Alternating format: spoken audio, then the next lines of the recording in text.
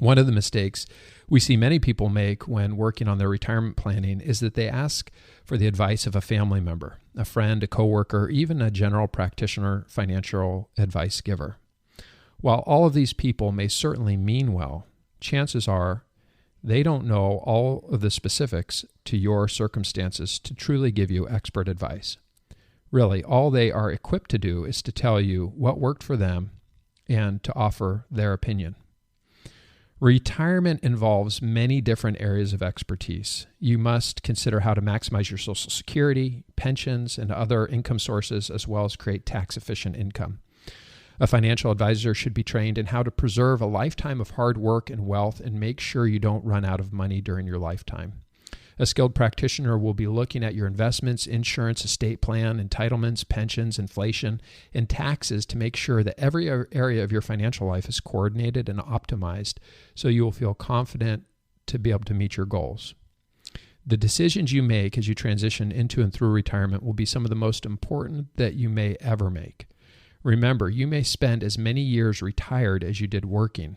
25 years of unemployment is a long time, and you won't be adding to your investments anymore. What you have is what you have, and you need to make sure it's going to last as long as you do. The last thing you want to have to worry about is going back to work after 10 years of retirement because you made a financial mistake. It's not fair to your friends and family members to place the burden of your questions on their shoulders. Instead, make sure you find an expert who specializes in retirement planning. Ask your friends and family members the most important question of all: who is the best retirement expert in the world? Seek them out, pay for their advice. It could be one of the smartest investments you ever make. Stop paying high commissions and fees for your mutual funds. Just stop it. Okay. Now that I've got that out of my system, let's move on. You need to understand the impact fees can have on your investment portfolio. I believe by diversifying your investments, as suggested in the previous chapters of my book, you are diversifying your investments for principal preservation and growth, but you are also moving your investments to a very fee-efficient accounts.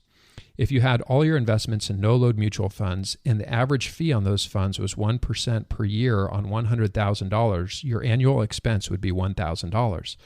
If you currently own funds, it can be hard to uncover all of the fees that you're paying. And of course, your prospectus will list fees, but a quick way to help uncover all of the fees you're paying is to use a tool at personalfund.com. Exchange traded funds versus mutual funds. I'm a fan of low-cost investing using asset allocation as the foundation for maximizing risk-adjusted returns. Jack Bogle of Vanguard is one of my personal heroes in our industry and an advocate for the smaller investor. Vanguard built its firm around low-cost indexed mutual funds, and now Vanguard is one of the leaders in the exchange-traded funds arena. Both vehicles have advantages and disadvantages. One common complaint about ETFs is the brokerage fees associated with buying and selling these investments. If you intend to do a lot of buying and selling within the portfolio of ETFs, then you should use a more fee-efficient tool to track an index like ETF's close cousin, the index mutual fund, instead. You know, when I wrote this originally, though, there was still trading costs at a lot of the brokerage firms. Today, many firms offer no-cost trades on things like ETFs. So the whole argument about trading costs associated with ETFs is really, I don't think as relevant today as it was when I wrote this just a couple of years ago. However, I found that ETFs have lower costs, they are more liquid, and can be very tax efficient, which is very important for your non-qualified accounts. Either choice serves the same basic purpose. Both are excellent vehicles for helping you achieve your long-term growth goals.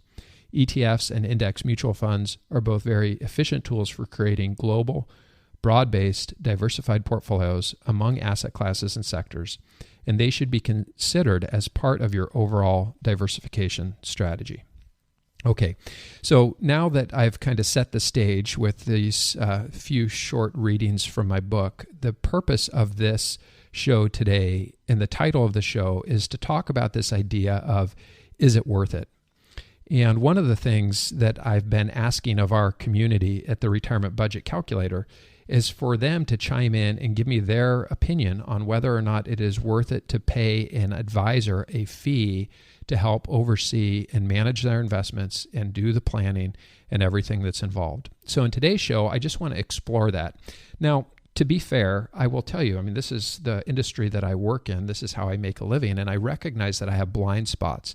But this is the reason that I like being in community with people who are not financial advisors, because they can challenge, they can push back, they can make me think about this in a way different than the way that I think about it. And so today I want to have that. I want it to be an intellectually honest conversation about fees and whether or not they're helping you or hurting you. So here's a couple of things I want you to think about.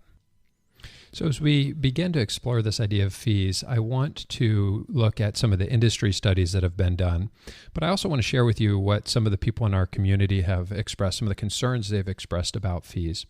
One of the things I did as I was preparing for today's show is I asked some of the people that I work with this idea of cost versus value, like there's a price that you pay for something and then there's a value that you receive. And so here's what a couple of us had to say. Amelia, she mentioned that when she was a kid, her dad would take her to buy a really good pair of sneakers or tennis shoes at the beginning of every school year.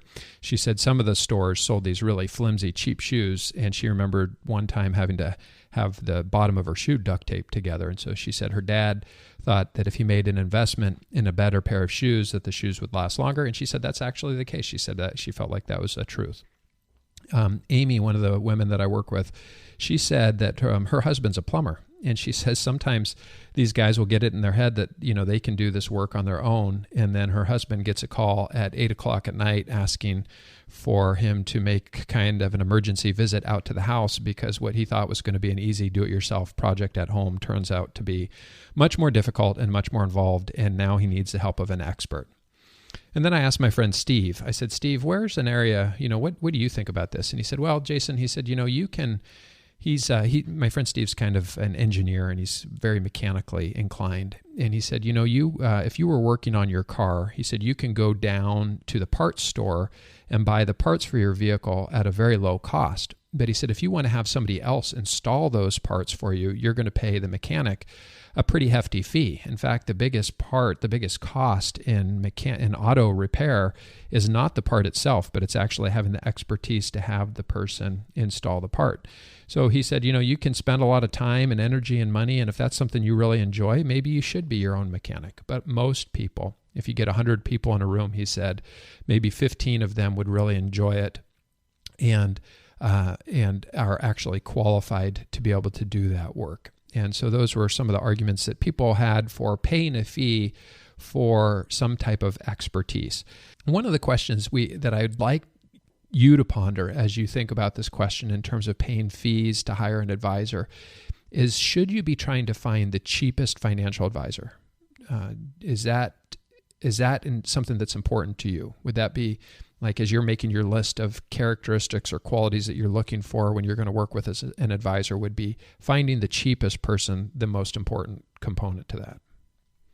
One of the things I think is important to differentiate too is this idea between investing expenses versus the expense of hiring an advisor that is looking holistically at your entire financial well-being. Jack Bogle, he's quoted as saying, the case for indexing isn't based on the efficient market hypothesis. It's based on simple arithmetic of the cost matter hypothesis. In many areas of the market, there will be a loser for every winner. So, on average, investors will get the return of the market less fees. Jack Bogle, who is the founder of Vanguard, preached for years that costs matter. And he said they matter more than past performance. One of the things we have to look at is while Vanguard, the Vanguard Group and the Vanguard mutual funds and ETFs have really been a driving force in helping drive down investment fees, which has been a good thing for the individual investor. We're going to look at some of the other studies that Vanguard has released about advisor fees and whether or not they think it's worth it. Now, I want to share with you a quick story of an experience that I had recently that is in part why I thought it was important that we do a show titled, Is It Worth It?, about fees.